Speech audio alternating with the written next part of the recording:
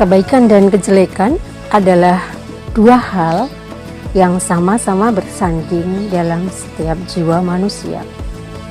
Allah mengilhami setiap jiwa manusia dengan ketakwaan dan kefasikan. Quraish Shihab dalam bukunya Wawasan Al-Quran.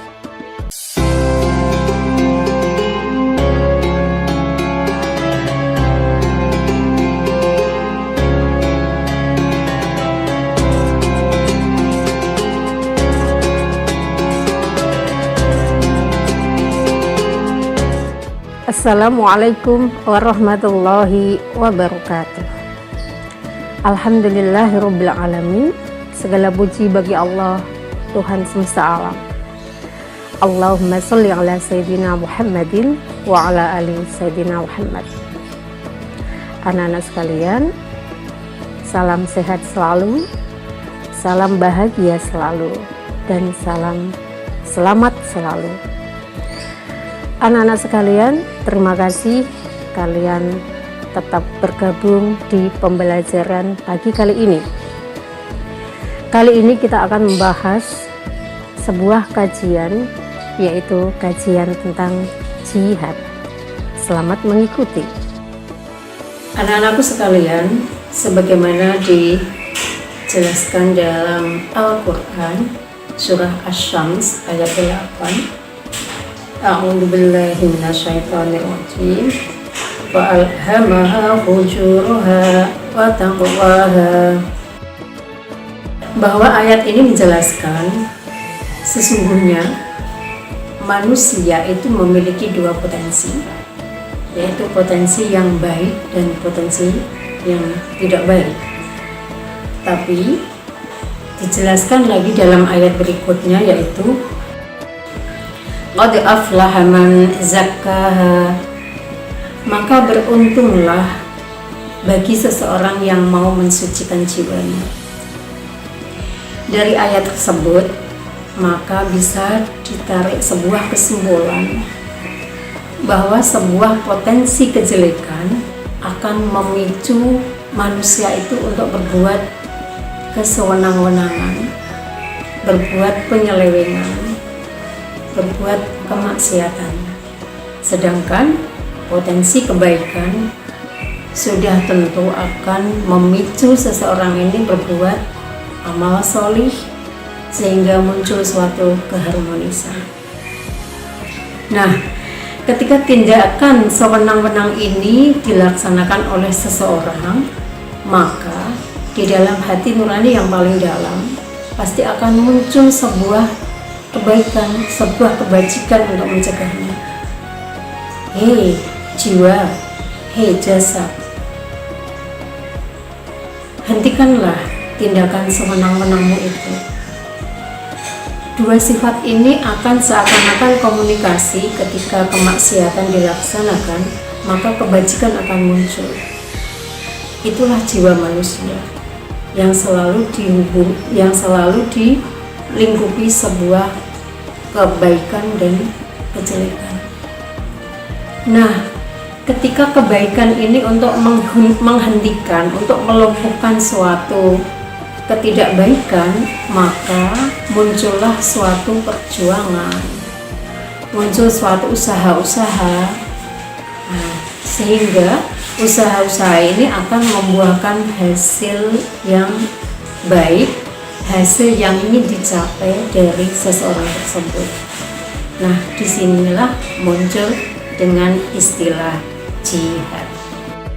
Anak-anak sekalian, penjelasan dari surah Asy-Syams ayat 8 tersebut secara tak langsung memberikan pemahaman kepada kita bahwa itulah asal-usul penyebab seseorang untuk bisa berbuat jihad. Nah, selanjutnya yuk kita mencari tahu apa sih sebetulnya makna jihad itu. Tetapi sebelumnya kita lihat tayangan sebagai berikut.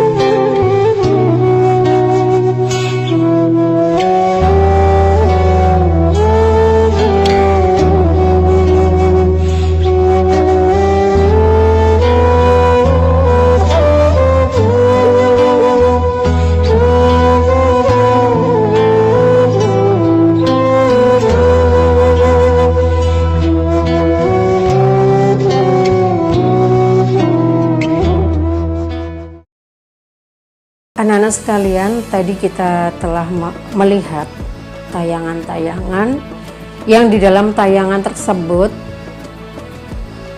menceritakan bagaimana sebuah rutinitas, bagaimana sebuah aktivitas yang dilakukan oleh setiap manusia. Ada siswa mengadakan pembelajaran di sekolah, ada seorang yang bekerja di bidang kesehatan untuk memberikan pelayanan, membantu mengobati pasien. Ada orang tua yang bekerja penuh untuk mencukupi nafkah, untuk mewujudkan sebuah cita-cita dari anak-anaknya. Secara tak langsung, kita itu sudah melakukan sebuah jihad di dalam kehidupan kita. Tentu saja dengan cara dan teknis yang berbeda-beda, menyesuaikan tingkatan masing-masing.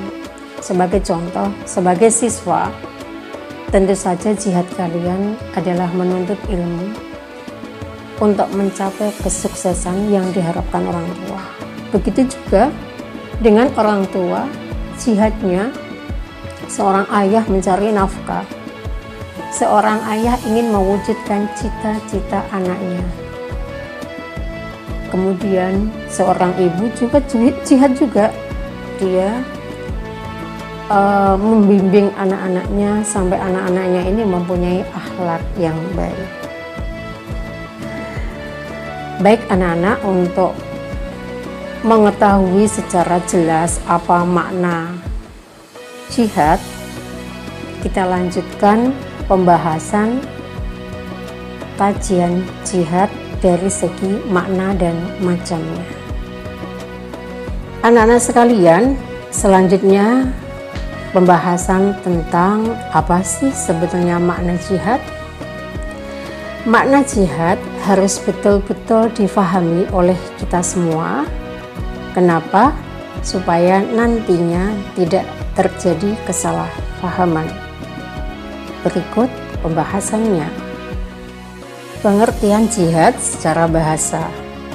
Quraisy Shihab mengatakan kata jihad dari bahasa Arab jahad yang mulanya mempunyai arti kesulitan, atau dari kata juhud yang berarti kemampuan.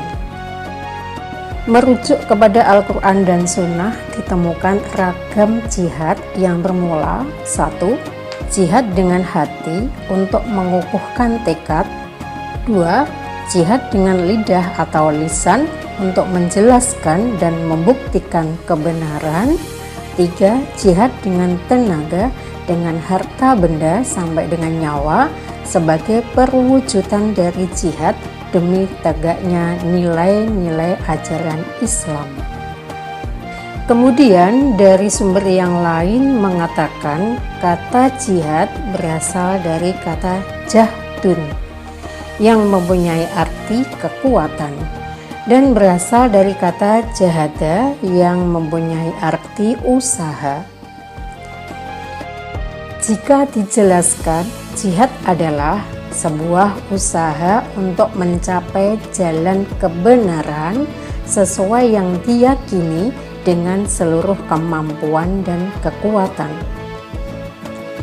Sahabat Rasulullah Shallallahu Alaihi Wasallam Ibnu Abbas mengatakan, jihad adalah mencurahkan segala kemampuan dan kekuatan serta berusaha membela Allah Subhanahu wa Ta'ala dari hinaan orang lain dan agama lain dengan cara yang baik sesuai agama Islam.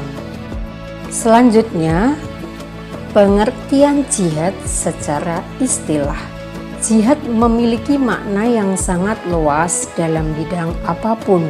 Sebagai contoh, mencari nafkah yang diridhoi Allah, berperang melawan orang kafir dengan cara-cara syariat Islam.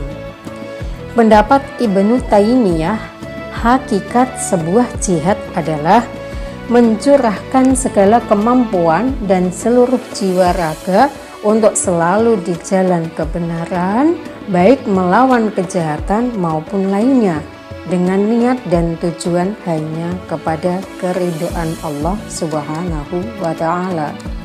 Secara umum, makna jihad tidak hanya disandarkan kepada perjuangan di dalam peperangan atau urusan kemiliteran, tetapi bisa diwujudkan aktivitas sehari-hari kalian seperti melawan hawa nafsu dalam segala bidang. Contoh, membelanjakan harta kekayaan, nafsu terhadap lawan jenis, dan lain sebagainya. Memang ada pengertian jihad secara khusus yang mempunyai arti berperang melawan kekafiran dan membela jalan kebenaran, tetapi tetap disandarkan kepada syariat Islam yang sudah disampaikan oleh Nabi Muhammad SAW secara bijak dan luas memaknainya. Inti dari makna jihad adalah tidak melulu, tidak terbatas ditafsirkan dengan senjata, tetapi dalam aktivitas segala aspek kehidupan yang positif untuk mencapai sebuah tujuan. Karena Allah memerintahkan kepada Rasulullah SAW untuk berjihad dengan Al-Quran ketika beliau masih di Mekah, di mana kekuatan senjata saat itu belum dimiliki oleh Rasulullah SAW. Demikian pengertian dan makna tentang jihad. Masih ada sebagian orang memahami arti jihad dengan pemahaman yang sempit. Ketika mendengar kata jihad, di benak mereka terbayang peperangan, senjata, darah, dan kematian.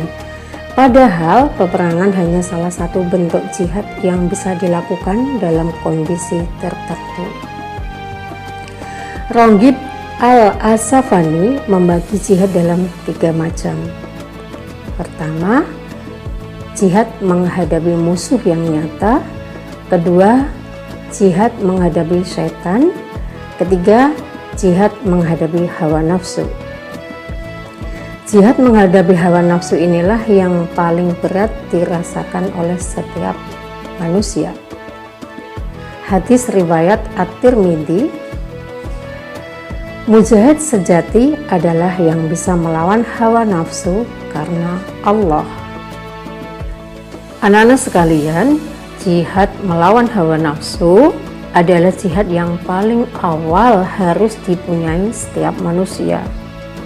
Tidak mungkin kita dapat menjihati musuh apabila kita belum mampu menjihati hawa nafsu kita. Sesuai hadis Nabi, afdalul jihadi ayyujahadar rajulu nafsaha wa hawahu. Jihad yang paling utama adalah seseorang yang berjihad melawan dirinya dan hawa nafsunya. Perlu kita ketahui bahwasanya hawa nafsu akan berdampak ego, merasa akunya paling tinggi, sehingga terbiasa melakukan sikap, wah, aku ini paling hebat loh, wah, untung tadi ada aku, coba kalau aku nggak ada. Nah, dan aku yang lain. Nah, hendaknya kita bisa pelan-pelan mengikis sifat-sifat seperti ini. Ingat, di atas langit masih ada langit. Lalu, bagaimana cara mudah untuk menyembuhkan hawa nafsu? Yang pertama adalah apapun yang kita lakukan hendaknya didasarkan kepada agama dan akal sehat. Apa itu agama? Tentunya Al-Quran dan Sunnah. Ibnu Qayyim mengatakan, setiap kali seseorang menghadapi masalah, sebelum mengambil langkah, hendaklah muhasabah terlebih dahulu, introspeksi, supaya bisa memutuskan langkah-langkah yang tepat. Kemudian dikonsultasikan dengan syariat Islam dan digunakan akal sehat, sehingga bisa memahami syariat dengan baik.